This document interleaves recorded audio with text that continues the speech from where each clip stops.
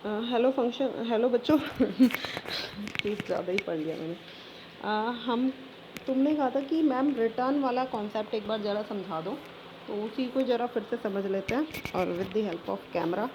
देखो, अगर कोई भी फंक्शन है और उस फंक्शन के अंदर रिटर्न, देखो सबसे पहले ए इक्वल टू या फिर डैफ ले लो, डैफ फंक्शन, और फंक्शन ने मान लो वेरिएबल ले लिए p कॉमा q, ठीक है, और p की वैल्यू उसने 20 कर दी, q की वैल्यू उसने 30 कर दी जो आई, या फिर p equal to p plus q कर दिया, ठीक है, और प्रिंट कर दिया p को और फिर रिटर्न कर दिया p, ठीक है। और अब मेन में आ जाओ। मेन में क्या करूँगी मैं, p की वैल्यू, हाँ ठीक है, मैं कीवर्ड से पास कर दूँगी, कोई इशू नहीं है। p इक्वल टू मैंने 30 ले लिया, ठीक है, और a इक्वल टू 20 ले लिया, और फिर मैंने लिख दिया फन, और अब मैंने कर दिया 30, 20, और क्योंकि मेरा फंक्शन रिटर्न कर रहा है तो उसकी वैल्यू मैं यहाँ, ये देखिए, ये इम्पोर्टेंट रहेगा, a में डलवाती हूँ, या a की जगह b में डलवाती हूँ, b इक्वल टू फन 30, 20, और फिर मैं प्रिंट करती हूँ a या p को, ठीक है। अब देखो, अब तुम्हें समझ में अच्छे से आ जाएगा। और सॉरी, कुछ क्या हुआ, चल रहा है ना, हाँ चल रहा है। देखो अभी अच्छे से समझ में आ जाएगा शायद। इसमें क्या हुआ, क्या हो रहा है, फोटो वोटो क्या क्लिक करने लग रहा है। चलो देखो, फंक्शन हम नहीं चलाएंगे, हम सीधे मेन में आ जाएंगे। p की वैल्यू 30 है, a की वैल्यू 20 है, फन के पास गया 30, 20, तो अपने आप अंडरस्टूड हो गया कि p की वैल्यू आप मान लो 30 और q की वैल्यू मान लो 20, ठीक है।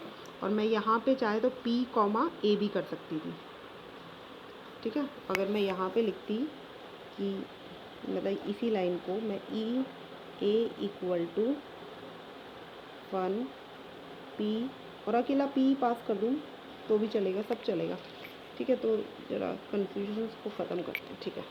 ये 30, 20 भेज दिया, ठीक है। अब ये 30, 20 p में गया, p 30 हो गया, q 20 हो गया। अब उसने क्या किया, p equal to 20 plus q, तो q कितना आया 20, तो 20 प्लस 20 40। मेरे p इधर से तो आया था, सॉरी कितना आया था 30, और ये आया था 20, लेकिन अब मैंने p की नई वैल्यू कर दी 40, ठीक है। मेरा लेटेस्ट p जो है वो मेरा 40 हो चुका है, ठीक है। और फिर मैंने प्रिंट किया p को, तो भाई नेचुरल सी बात है 40 मेरा आउटपुट आ जाएगा, ठीक है। अब मैंने क्या किया, रिटर्न कर दिया p को, ठीक है। मेरा फंक्शन वैल्यू रिटर्न कर रहा है p की, तो p इज़ माई चेंज वाला 40। अब p की वैल्यू चेंज होके किस में आ गई, a में। अगर p की वैल्यू चेंज होके a में आ रही है तो ये जो a था ग्लोबल वेरिएबल, इसकी वैल्यू चेंज हो जाएगी, ठीक है। फिर से समझ लो कि p की वैल्यू चेंज होके इन वेरिएबल्स में आए, चाहे p में आए चाहे a में आए, तो इन वेरिएबल्स पे इफ़ेक्ट पड़ेगा। इनकी वैल्यू अब अगर मैं प्रिंट करूँगी तो वो चेंज वाली वैल्यू प्रिंट होगी, ठीक है। और अगर क्या हो रहा है भाई, और अगर मैं इसकी वैल्यू किसी एक नए वेरिएबल में लिखती हूँ कि b इक्वल टू फन 30, 20, तो रिटर्न तो ये कर ही रहा है ना, ये 40 रिटर्न कर ही रहा है, तो 40 अब किस में आ गया, b में।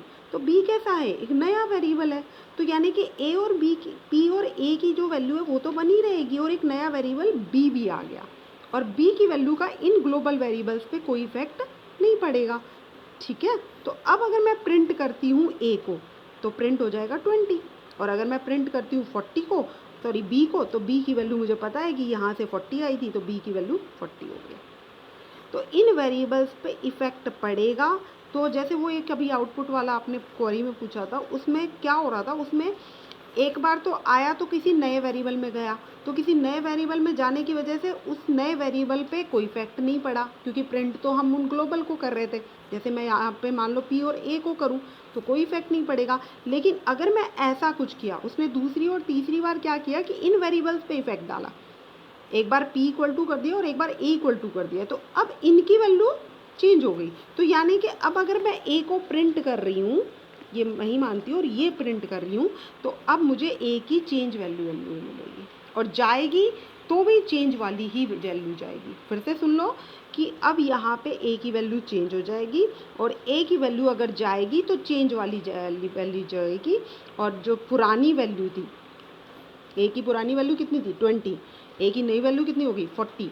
तो अब अगर a की वैल्यू फंक्शन के पास जाए, चाहे फिर से फंक्शन के पास भेज दो, फिर से फंक्शन के पास भेज दो, और अब के बार मान लो देखो p इक्वल टू फंक्शन, और मैं करती हूँ a कॉमा p।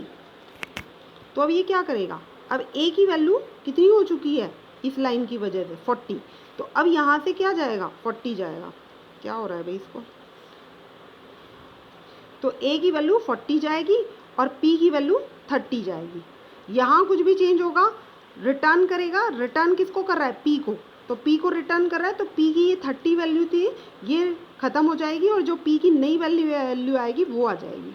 तो अब अगर प्रिंट करो a और p को साथ में, तो a की भी न्यू वैल्यू है ये वाली, और p की भी न्यू वाली वैल्यू है ये वाली, और ये दोनों वैल्यूज़ अब चेंज हो चुकी हैं। ठीक है, आई होप आपको समझ में आ गया हो। इस वीडियो को एक दो बार देख लोगे तो अच्छे से समझ में आ जाएगा। Thank you.